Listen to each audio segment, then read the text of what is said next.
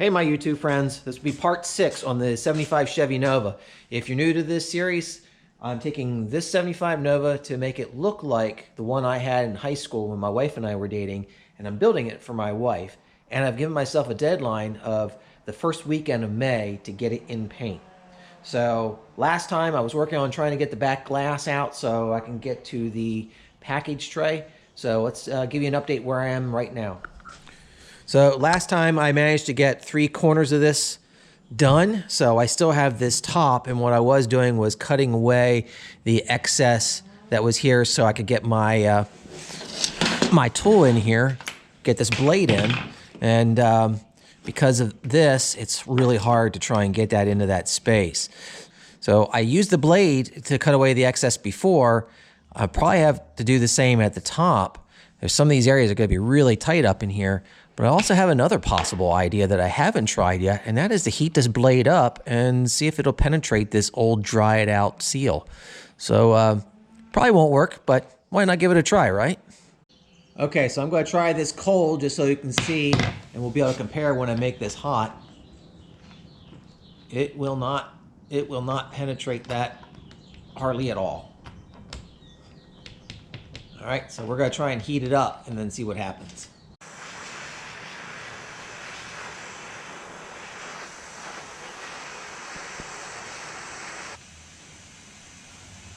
Ooh, look at that. Watch me break the glass from the heat. The funny thing is, I don't care if it breaks the glass.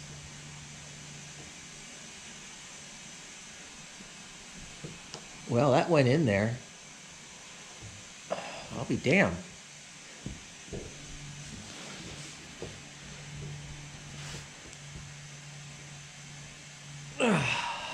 Well, it managed to get it in there. But it's still pretty tough. Okay, if I get that any hotter, I'm going to melt that little plastic. Oh man, that's probably not good. Woo, that went right. Oh man, that is nice. Well, that was about it. Oh.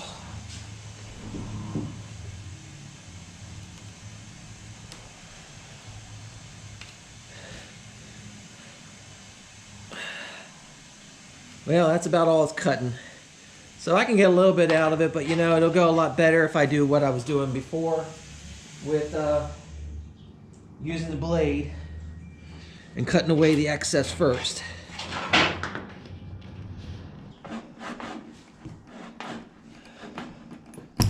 Okay. Yeah, if I keep heating it up, I'm going to eventually probably melt that that little plastic spacer in there. So, not to mention, it's going to probably eventually dull that blade too, getting it that hot. So I'm just going to go back to cutting this away. Wow, that might actually work rather than using my utility knife like I was before. Huh.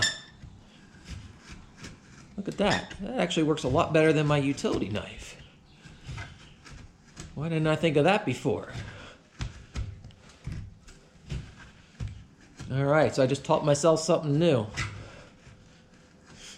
I bet you if I check the instructions on this, you're probably, maybe you're supposed to do what I'm doing right now. Wouldn't surprise me. So I think I'm through all of it. I'm just making sure here now, just to run down through this last part of the center again. I think I might have just a little bit there yet. There we go. I'm pretty sure I've cut through the whole thing.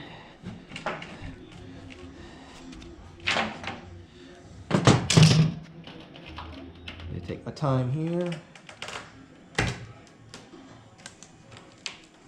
Now what I'm going to do is just take my utility knife and cut that little bit of excess there. Here's one side free.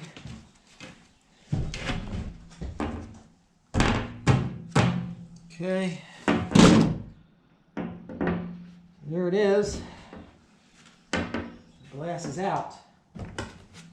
So whoever wants it, come and get it. It's ready to go.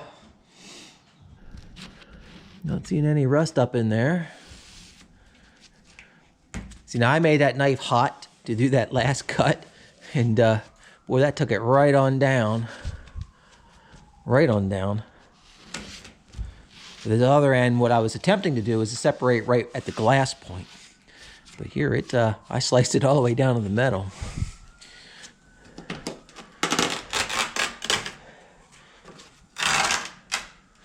That's good. We didn't have any water getting under any of that by the looks of it. So the top side of this, I think, is in pretty good shape. The bottom, however, had some moisture building up in there. But even at that, nothing at all that went through it. Well, I managed to get this area cleaned up, and now you can really see the butchery that happened in here. They actually rolled the panel back. Oh, it's hanging up on the trunk rods. I don't know how well you can see that, but yeah, bent that in. Got that bent down a little bit, but I don't think they did too much. Might be just a little bit twisted, but I think if I pull that up, it's pretty close. Take this piece from the junkyard. Get a general idea. It's going to be hung up there on the seat hook. I'm going to line that up just a little bit more. About like that. Get our speaker holes about lined up. That's got us pretty close, so yeah. Should have to just zip it out somewhere in this bead area, maybe just on the other side of the beads. Might be an easy way of lining it up. And that seam in the back. And I think we'll have it. So here's our pieces cut out. And you can see how they just bent that down and under. But the other side of this was actually in really good shape. Unlike the donor piece, which had some surface rust on it. Which, by the way, the car I cut this out of in the junkyard was being used as a dirt track race car. So the glass was already out of it, which made it a lot easier to get this piece out. But I oversized cut this, and I left where these beads were, so that way I can line it up a little bit easier. But that lays right in there. And I am really tempted just to weld it just like that, because no one's going to be able to really see it. So being a lap weld, I don't think is really going to harm anything. Yeah, I don't have a problem with the way that looks underneath. No one's really going to see it. I think that's all I'm going to do. Just clean all this up, weld it in. But here's the underside of that replacement panel. It was pretty rusty before, so got it cleaned up and got some etch primer on it. I also punched some holes in it so we can do our spot welds. Got our weld-through copper primer on there, so we should be able to sit this in place. And then what I'll end up doing is come back through here and we'll weld through that, do some plug welds on it, and we should be good to go. Got a little gappage down here, so I'll end up filling it in. I didn't put any plug welds back here because it was cut a little bit short. So I'm going to actually have to tack it along here. But again, all this is going to be hidden under a mat and then a cover, and then that's going to have a headliner material glued to that. So none of this is going to be seen. You can't really see it from the underside, so I'm not too concerned about it. We're just going to do a lap weld and be done with it. Got it all welded in. It's as solid as it should be. So we're just going to go ahead and blow some primer on this and call this done. Well, I think I've inhaled enough primer fumes for one night. So I think that's going to take care of things for tonight. Got some good progress going on. We managed to get that back glass out. Got the package tray all done. So I'm feeling pretty good about that. The next thing I'm going to end up doing is getting the front windshield out. And one of the problems that I noticed with this is it looks like there's some rust down in there. I don't know if it can be seen, if there's too much of a glare on the glass.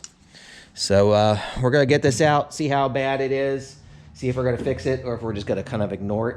But should probably deal with that. I also ordered all the clips that I need, so those will be on the way. So that's kind of cool, though I won't need it until I'm ready to do our finished paint. But at least I'll have them here and ready to go. So I think that's what's going to end up being next. So I hope you're enjoying this series. As always, if you're not a subscriber, I'd greatly appreciate if you hit the subscribe button. Drop a comment. Tell me what you think of this project. You enjoying the series? Also, got a question for you. Tell me about your first car. What did you drive when you were in high school? Just curious. What were you driving? I was driving a 75 Nova. Actually, before I had the Nova, I was driving a 55 Chevy, which there is a video up on my channel. It's one of the earlier videos I have, a walk around and drive of that. But that was actually my first car for a couple months before I got a 75 Nova. So drop a comment. Let me know, what were you driving in high school? If you like this video, give it a thumbs up. And as always, thanks for watching.